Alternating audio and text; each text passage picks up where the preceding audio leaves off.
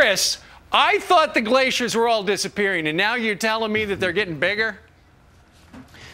You could say most are getting bigger because most of the glaciers are found down under in Antarctica.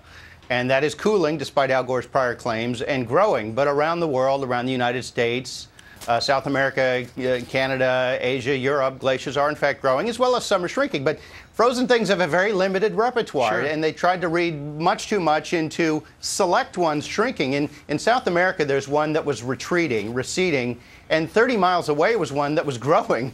And Time Magazine and all the paparazzi were only taking the picture of the one that was behaving properly because it fit in with their narrative. And part of the narrative was that some glaciers in the Himalayas were going to be completely gone. Just a little puddle by 2035. And now you're telling me not 2034. Yeah, exactly. And now you're saying that some of them are growing a little bit, which is just the way glaciers operate, isn't it?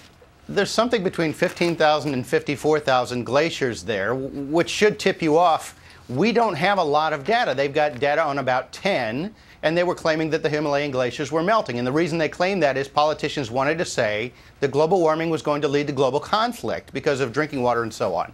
And then we threw an awful lot of money at this issue because of all of the hysteria, and we found out that, in fact, no, they're growing. Right. Now, they respond to local conditions, but what we're doing is pointing out that the hysteria is just that, and they were trying to redesign the American economy, as well as foreign policy and so on the basis of a theory that proved to be grounded in little more than hysteria. All right. So, Chris, what does this do to their argument that everything, the globe is getting warmer and everything's melting?